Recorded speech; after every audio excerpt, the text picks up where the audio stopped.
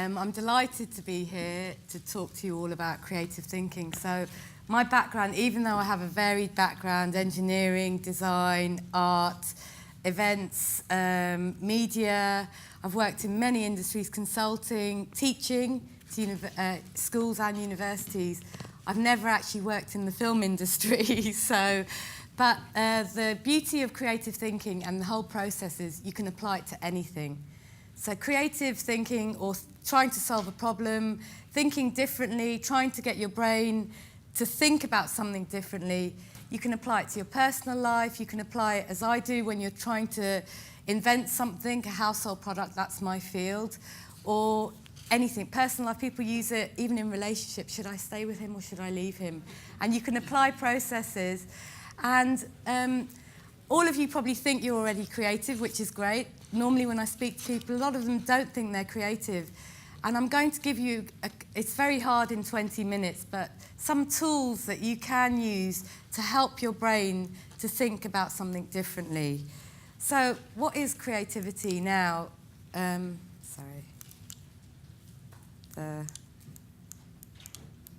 doesn't matter, I'll carry on anyway. Creativity, there's lots of different definitions of creativity.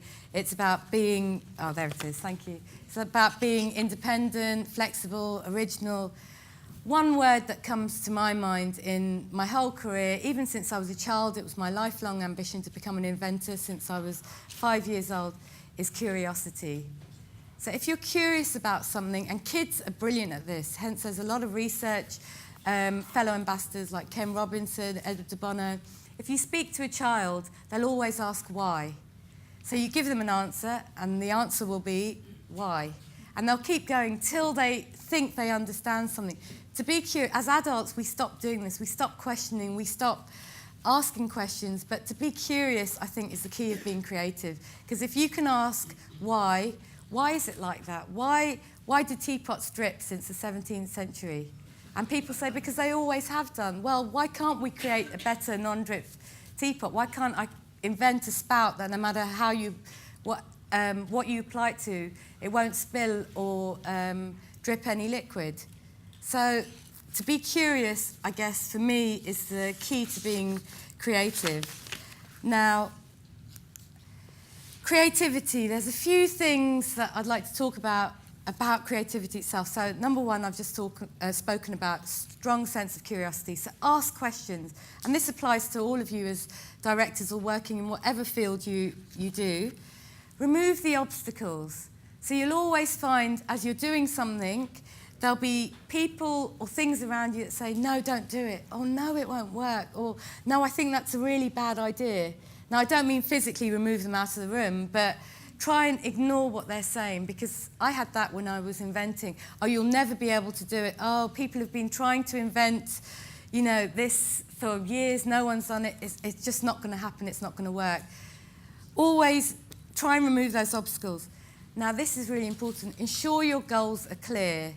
You can't solve a problem if you don't have an end goal. So me trying to stand here and say, I'm going to I'm going to make the world a more peaceful place, that is not a clear goal. That is a huge problem to solve, with probably a billion different problems within that I'd need to solve each one. So ensure your end point is clear, what you're working towards. Collaborate. Now, I see this in all disciplines. People like to work by themselves or work in their own team and carry on. The minute you start working with other people from different disciplines, different industries, that's when the best ideas happen. So there's no reason for you guys, when you're looking to, I don't know, write or direct a new film, don't just come up with new ideas with your peers. Go into a different industry. It could be doctors, it could be anybody, and go to them and start speaking to them, and their ideas are just as valuable. Allow for mistakes. This is huge. We're all afraid of failure. Unfortunately, that's the world we've been brought up in, especially in the West. Afraid to make mistakes, afraid of failure. If you're afraid of making mistakes, you'll never be creative. Allow for mistakes.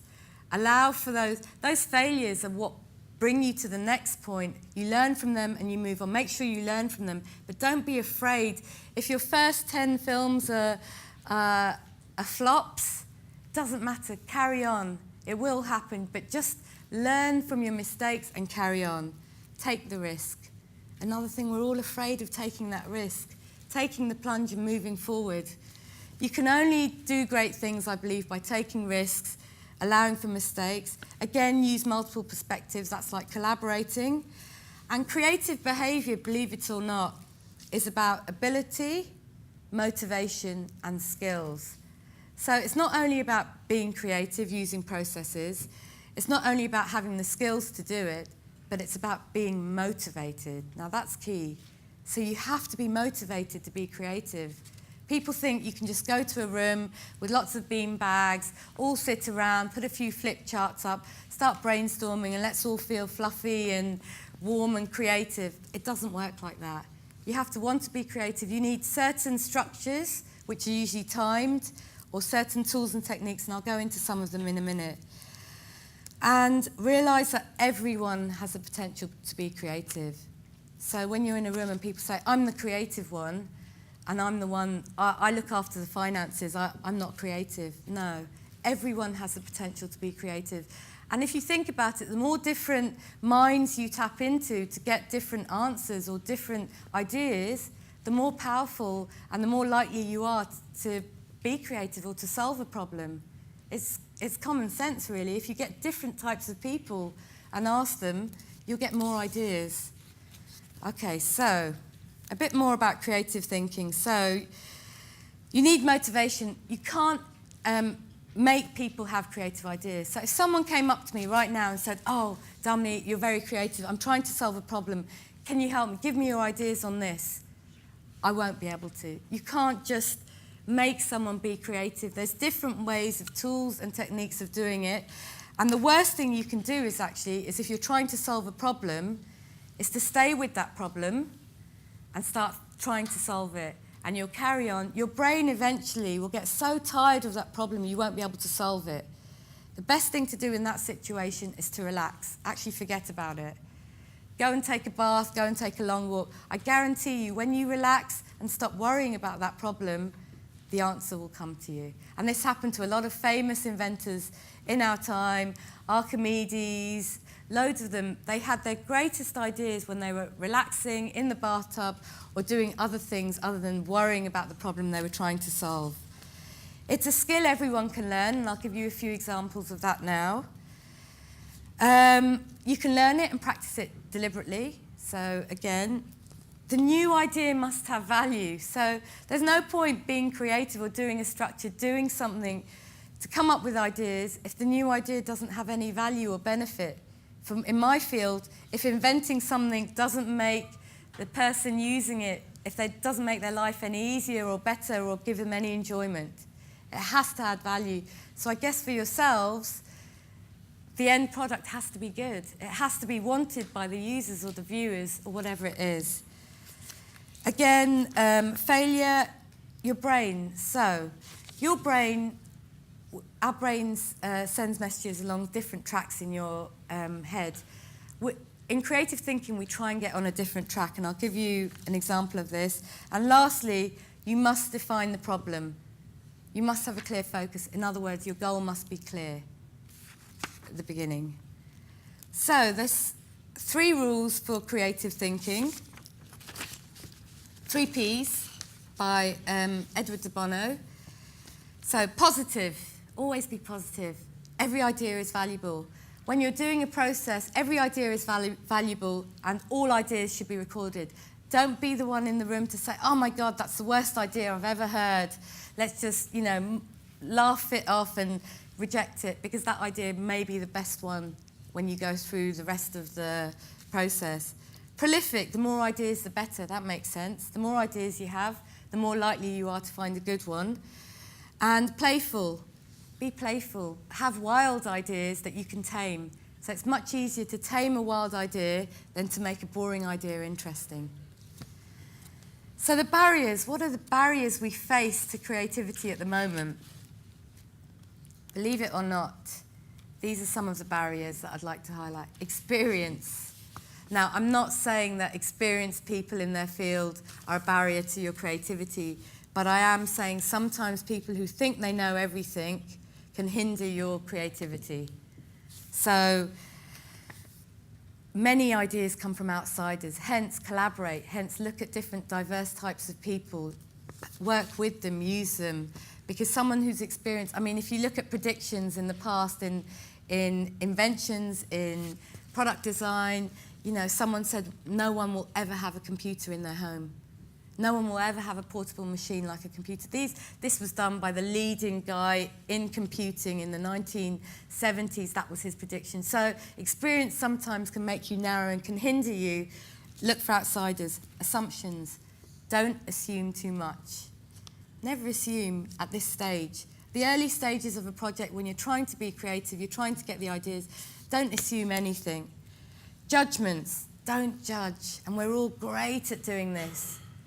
Oh, we've tried that before, it will never work. Oh, why would you want to do that? Oh, I think that's a really bad idea.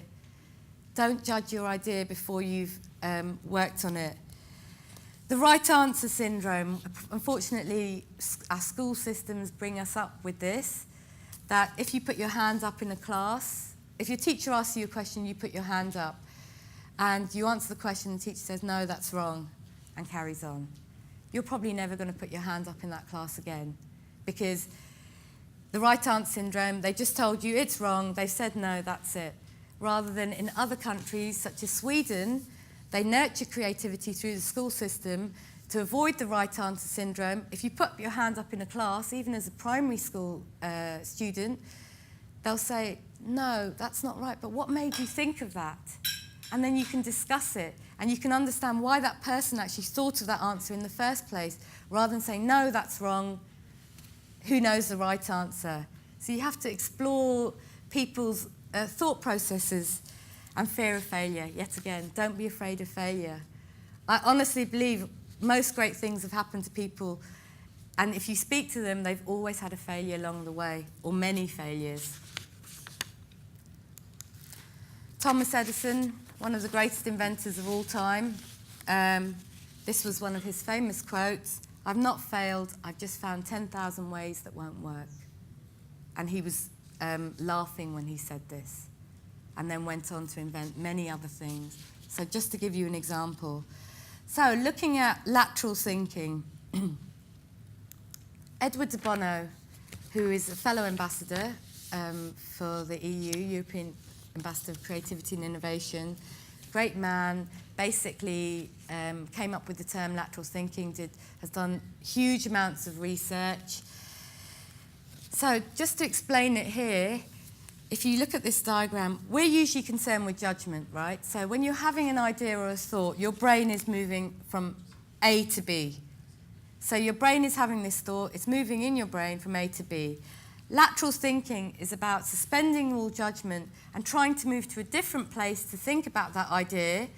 But here's the key, rather than being stuck in that place and being all airy-fairy and creative and staying there, you link it back to the problem. You link it back to your logic. So bring it back to the problem. Don't be stuck in that creative zone where it has to have value, the idea. So you need to bring it back. So if I asked you a simple question, add up the numbers from 1 to 100. Can anyone do that instantly without knowing how it's done creatively? Unless we have a mathematical genius in here. So here's a question. Add up the numbers from 1 to 100. No one can do that instantly, right? But you see, our brains are moving from A to B at the moment, all of our brains. We're trying to add up 1 plus 2 plus 3 plus 4 in our heads, and then we get stuck or bored, a few numbers in, and we think, oh, we can't do it.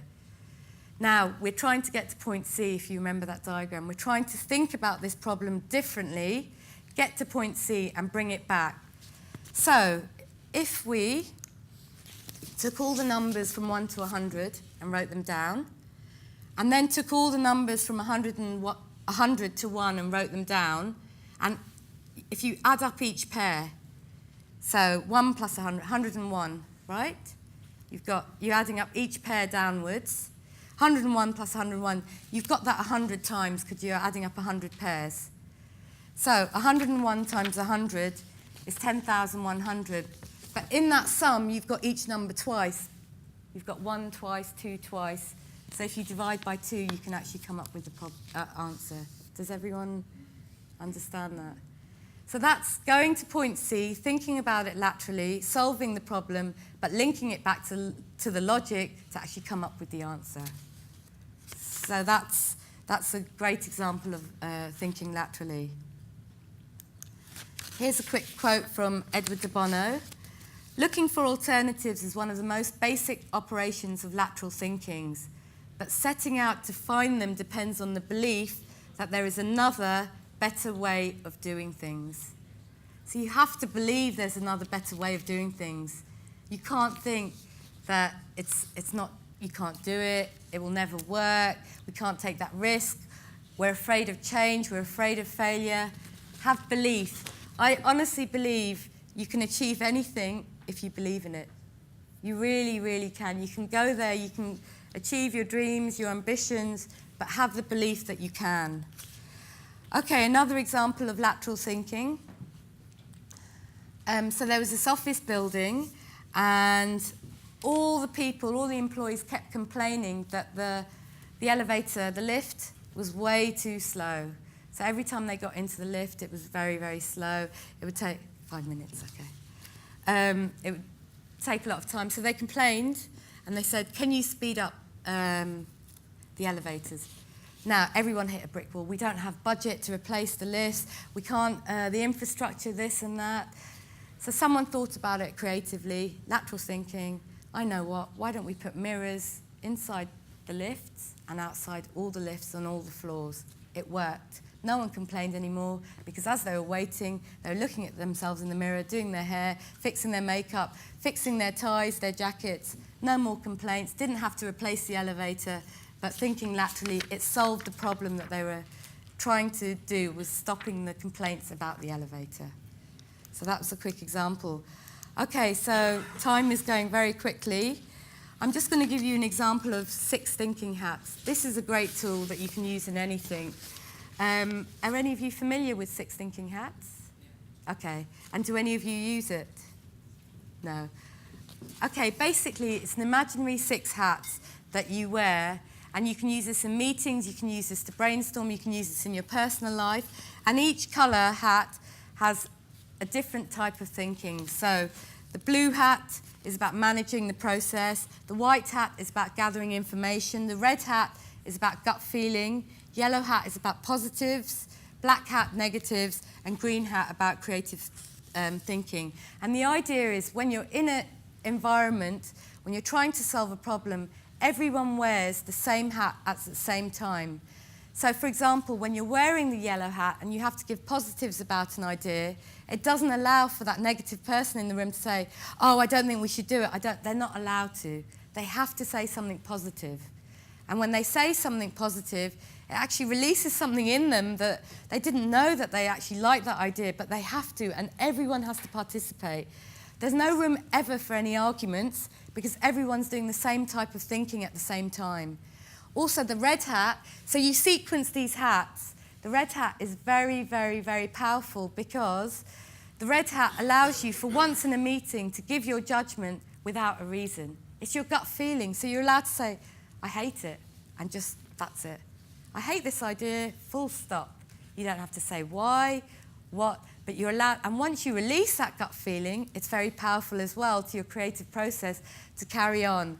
They use this in a lot of companies, a lot of commercial industries. It's huge, and I can't go into details of it, but it's just a tool that you can use to pretty much solve any problem. It separates the egos as well. And the white hat always starts. So there's a blue hat, which is the organizer, the person running the meeting, doing the hats in sequence. But the white hat is the first hat you always use, because you need your information and research. Without information, you can't start anything. So without directing or writing or inventing a product, unless I've done my research about the users, what's out there, there's no point me starting anything. So make sure you always do your research. And this allows you to make sure the research has been done. Okay, very quickly, innovation. There's loads of terms for innovation, but innovation, to me, is using creativity to add value. It's very simple. If you're innovating, you're adding value, you're giving someone a benefit. Try new things, don't reinvent the wheel. So many people like to do things that have already been done. If you speak to the biggest designers, inventors, Apple, they don't do their technology. They license it from people who are good at writing the technology. They make the casing, how it looks, how it feels. They make you feel good, the experience. But they don't do all the programming for their products because that's already done. So don't reinvent the wheel. Collaborate, use information and knowledge that already exists. Don't be afraid of failure yet again. So just to last couple of minutes, it's all about the user. Now, people create sometimes for themselves. It's not about you. It's not about your ego. I don't design products for myself. Oh, if I design products for me, they'd be totally different to the products I design when I'm designing for Habitat or Conrad or for the public. So when you're trying to do something, think about your user, think about your viewer, think about the person at the end, how they're going to feel, think about their emotions, their behavior. It's key, the experience. Now product design isn't only about a product that's functional, it's how you feel using it. It's how do you love your phone, do you love your coffee maker? It's those emotions as well. People get very caught up with themselves and they design things or write films or direct films that they would like. It's not necessarily what the audience likes.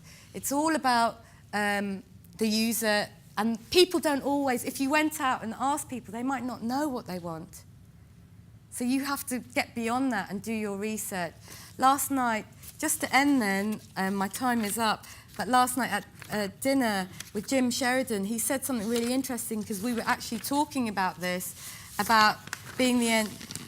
And he said, it's not just about being arty. There were people asking him about directing. It's not just about being arty. It's basically what you give out and what comes back. It's not just what you give out, but what comes back, even with films, even with products. So if you take that in mind and think about your user, your viewer, whoever it is you're trying to target to, then I'm sure you'll all be a success. Sorry, my time has run out. It's been an absolute pleasure being here, and thank you once again.